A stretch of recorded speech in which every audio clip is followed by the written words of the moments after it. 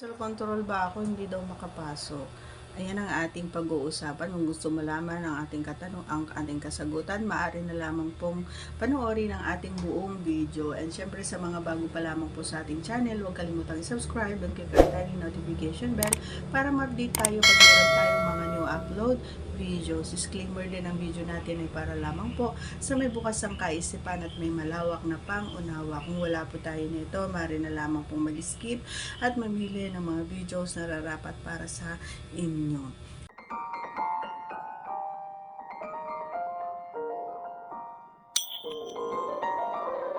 Ayan.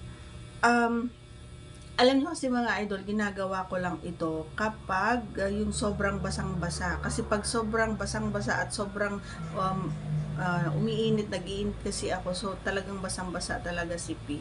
Kaya minsan, kapag nakailang labas-pasok na, lalong-lalo na kapag inaaraw-araw, yun, pag inaaraw-araw ako, napapansin ko talagang maluag siya. So, madalas na ginagawa ko, ano ko talaga siya, pinapaliit. Pero yung sasabihin na hindi makapasok, mahirapan lang siya sa una. Pero kapag naandun na sa loob and sobrang gaya ng sinabi ko, basa siya. So, parang normal lang din naman. Pero, mahirap para sa akin kasi nga, syempre, ang paggawa ng ganon, ang pagtrabaho or paggawa ng ganon mga idol ay mahirap sa akin. Bakit? Kasi nga kung hindi ko ma-explain kasi hindi niyo naman ginagawa ito. Pero alam ko na every time na ginagawa ko ito at lalong-lalo na kapag basang-basa talaga. So and kahit gaano pa yan kalaki, so kahit pag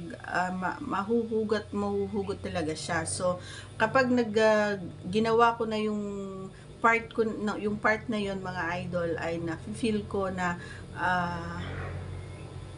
at nakikita ko sa mukha ng kapareha ko na ang sarap. Parang kahit hindi niya sinasabi, kasi hindi masyadong masalita yung partner natin, no? So, pakikita ko sa mukha niya na, ganon.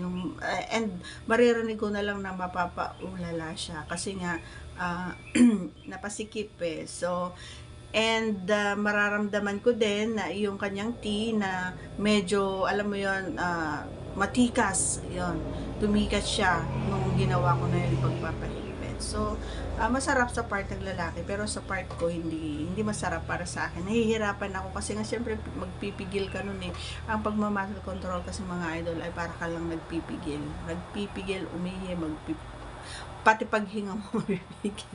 Ganon. Para lang masatisfy siya at para mag-enjoy siya or para maramdaman niya na alam mo yun, na masikip. So, ginagawa ko yun.